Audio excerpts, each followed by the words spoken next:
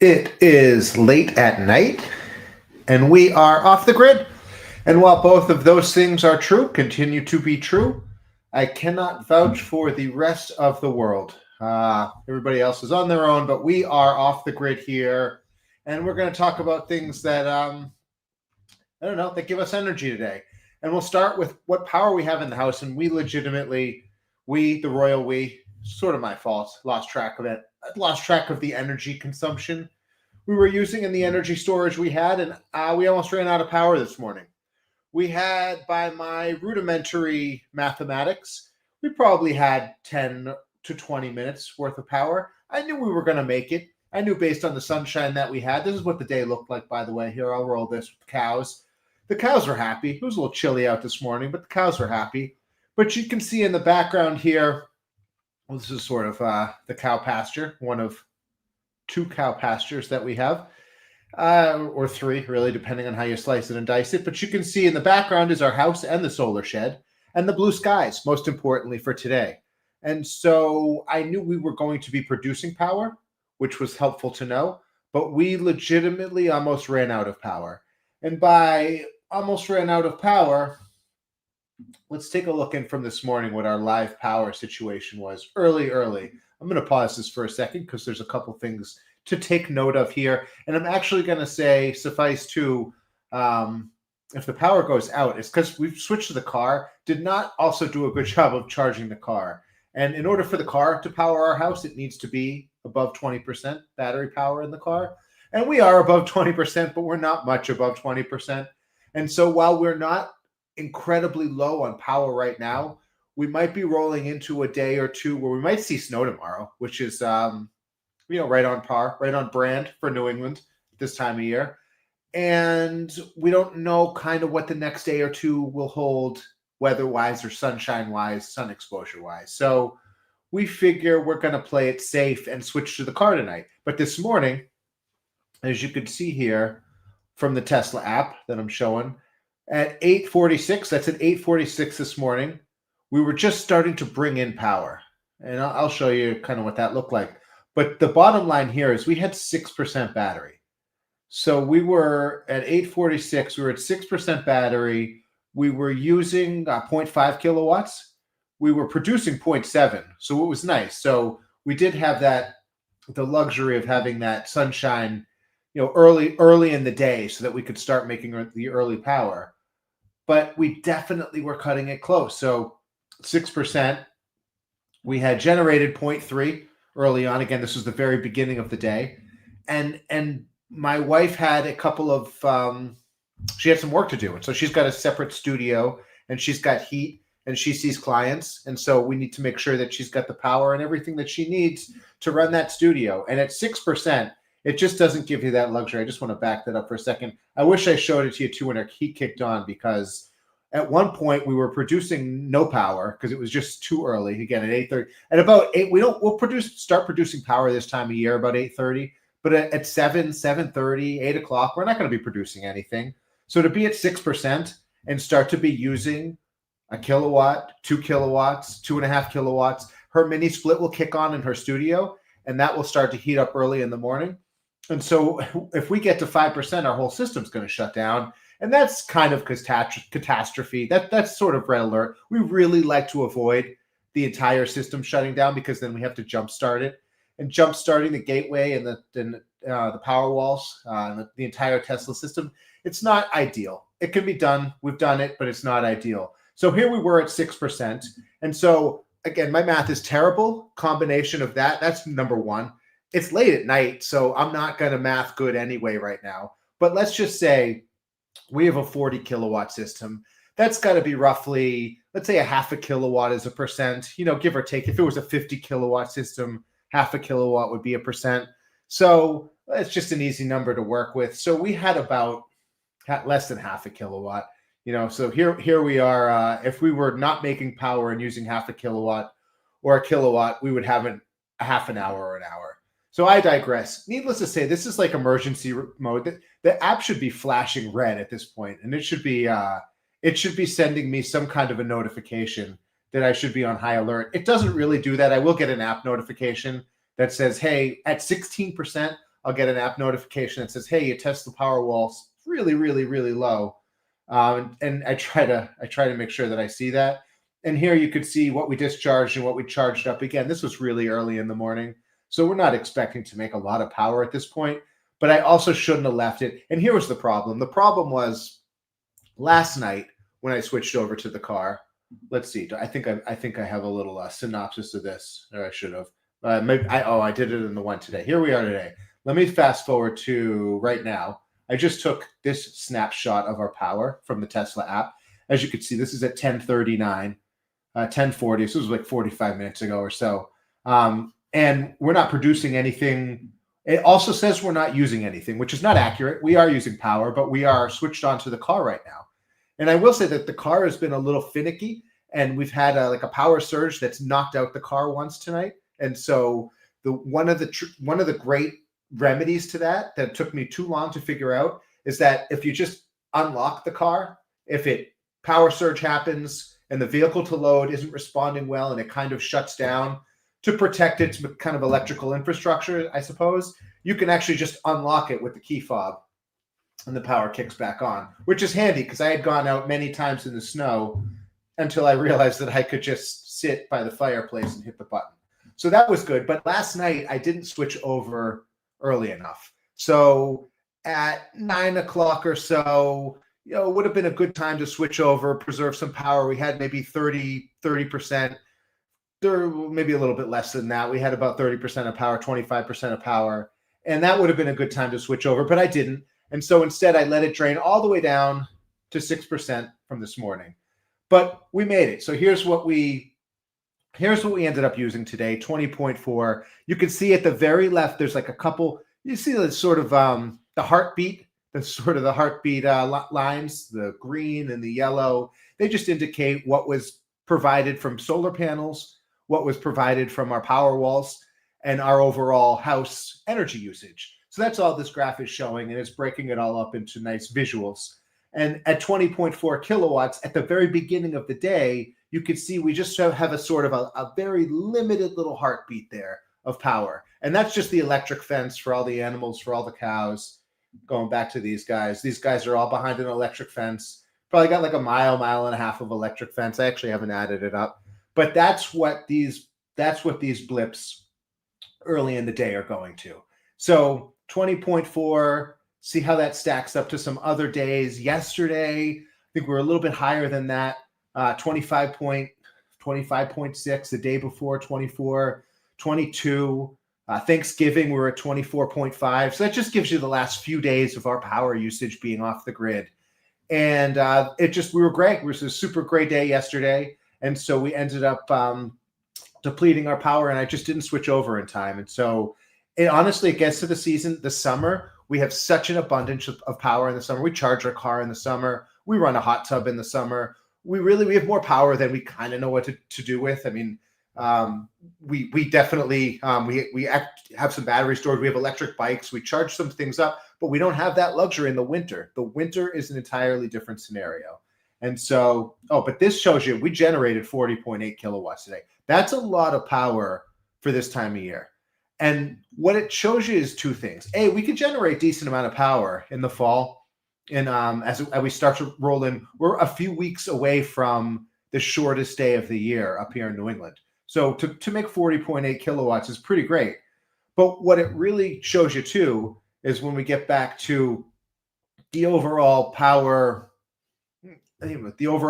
analysis here and how it all breaks down is that, so we're still tonight, over only at 56%, even less than that right now, because that was 45 minutes ago, so 55% right now.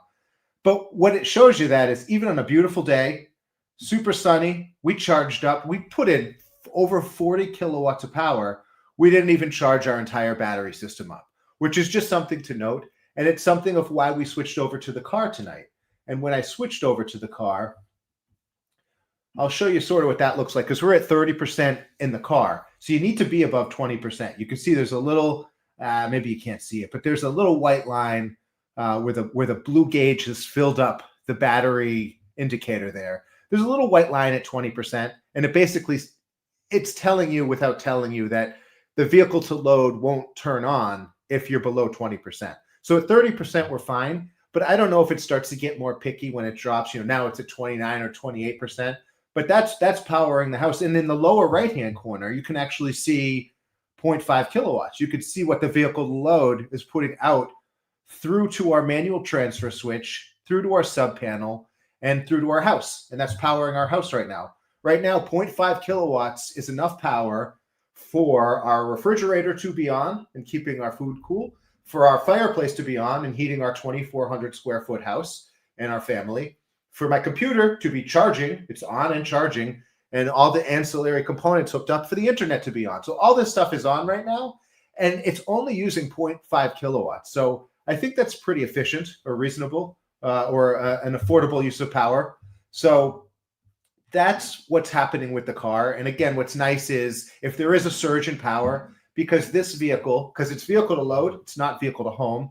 So it has there's a finite amount, I guess there's a finite amount of power that you could draw on any of these vehicles, but particularly on the Hyundais, the Kias, there's a finite amount of more minimal power that you could pull out of that. So we're looking at about 1.9 kilowatts total at a time. So right now we're drawing 0.5. So we're really only at 25% of that, maybe 20% of that, something like that.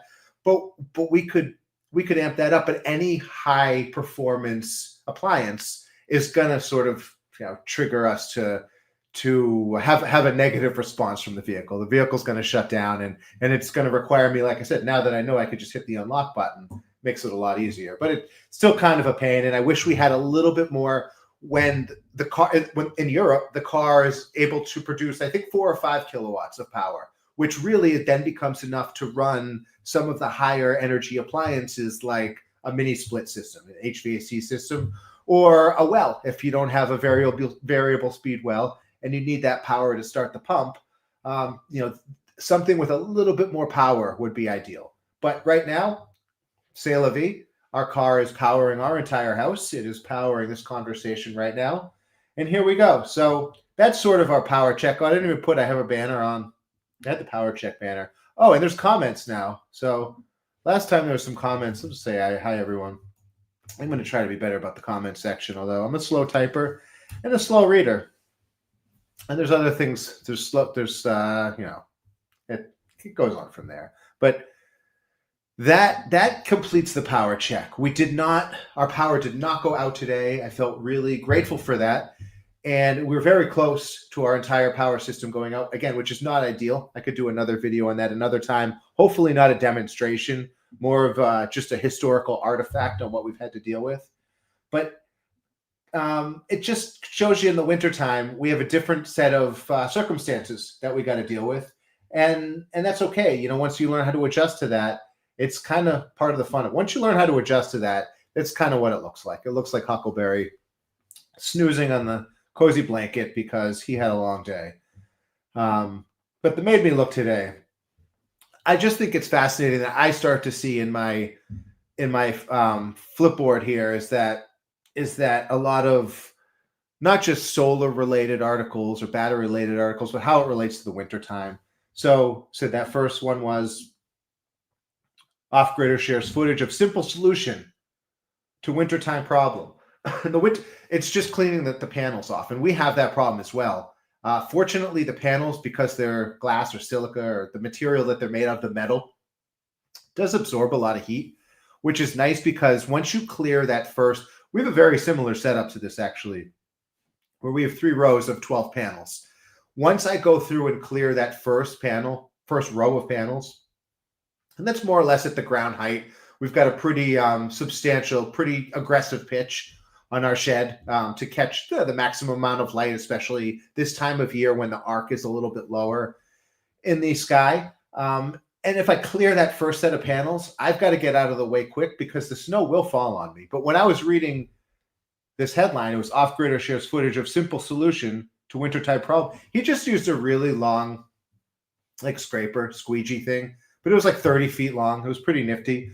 But if your panels are closer to the ground, you can definitely just clear the first row of panels, and then you're going to be all right. And then off-grid tiny house embraces downsizing, doesn't skimp on comfort. This house was wicked cool. I want to show this another time. That was a wicked cool house. Really nice interior. Are solar panels impacted by the cold? Yes. Yep, they are. Solar panels are, but you know what's even more impacted by the cold? Batteries. Perovskite. Perovskite's a super cool material. I want to get into that at some point. And solar energy protects German vineyards from climate change. I'm happy with German vineyards. You had me at German vineyards at that one. This was the article I want to talk about, though. The last free place in America is a town built completely off the grid. I think this is kind of wild. So this is called Slab City. Slab City, California, situated in the desert. I mean, what great, unique, crazy, off-grid, free city is not located in California in the desert? I ask you that. Near the Salton Sea, I have not heard of that. It's renowned for its unique status as a community that operates outside the conventional structures of government, utilities, and traditional laws. So it seems very Burning Man-like, except all year round, and actually functions in some way as a community. It's pretty unusual. It's even earned the title the last free place among some of its residents and visitors. Well, I mean, any residents and visitors of any place can name anything. So I don't know if like the last free place, like, is it just free to go live there? What's free about it? I guess there's no rules that apply. Anyway, what does it really mean to? Oh, I guess here, I just got to keep reading. Jonathan. What does it really mean to be free in a place like Slab City? And how has it come to exist in such an isolated and conventional way? I think just because people want to be, so it's kind of cool, very colorful. I think that's pretty interesting. I think people just want to be out there. I think people want to be disconnected or connected in a way that is not artificial. And maybe this is the answer to that. Slab City is located on the site of a former Camp Dunlap, a U.S. Marine Corps base used during World War II. I could see this being a movie. I could see this being a comedy movie or a horror movie. This just really could go either way, and it could be both. It could be a rom-com horror comedy. During World War II, after the camp was dismantled in the 1950s, it wasn't long before squatters began to occupy the area by using the leftover concrete slabs. Who leaves concrete slabs? What is a leftover concrete slab? Is it just like building materials and they made the slabs, or were these just slabs lying around? And then like a whole bunch of people got underneath the slabs and lifted them up and built Slab City. I should have probably done more recon on Slab City. I wonder how hard it is to get there. So let's see. So the biggest draw of Slab City is its complete lack of organized modern infrastructure. So it's different than what we're living in now. How? There's no running water, electricity. So I see. I got off-grid farm has a huge advantage over this. We have running water. We have electricity. We have a sewage system, or at least a septic system, and we have trash collection, and we have composting. We have. I feel very amenitized here. Is amenitized a word? If it is, that's how I feel here on the off-grid farm at this point, based on Slab City here. Essentially, the basic services most of us take for granted don't exist here.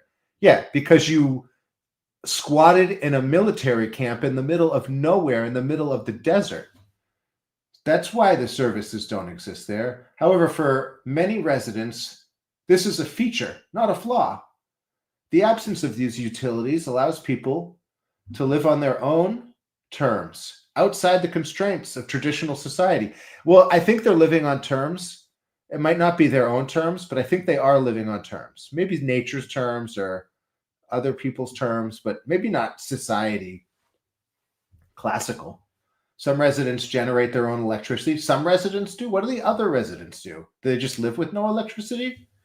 And then, like, would you have a neighbor? You have one neighbor with electricity and then one neighbor without. I think I'm asking more questions that probably need to be asked here. Wind turbines, like, where are they bringing this stuff in from? While others rely on makeshift solutions for water and waste management.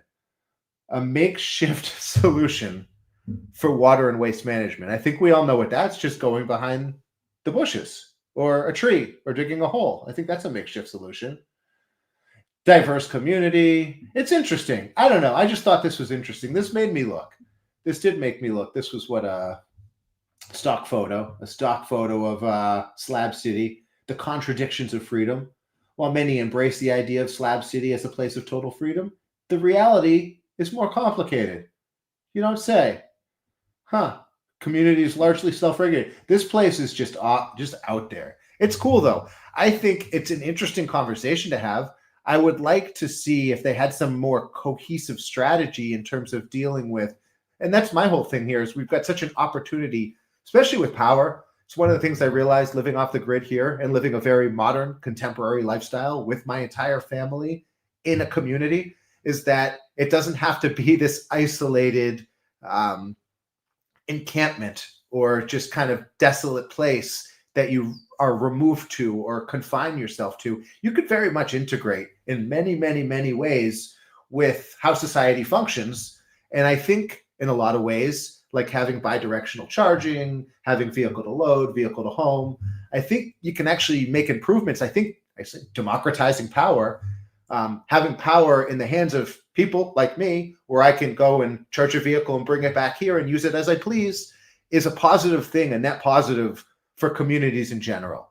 And that doesn't even start to address microgridding and those sorts of things that I think really could bring up the standard, the reliability, and the quality of certainly the electrical infrastructure. But that is a trickle-down effect to all kinds of other benefits to communities that communities have. So that was the made me look. I just thought that was a neat, that and seeing all the articles start to pop up of, do solar panels perform well in the winter? Do batteries perform well in the winter? And there is a loss. There is a loss both in our vehicle. We noticed it in our Hyundai, our electric vehicle, about maybe like a 20% loss, 15 to 20% loss in battery storage, and in our Tesla Powerwalls. So it's not necessarily relegated to one panel or one manufacturer.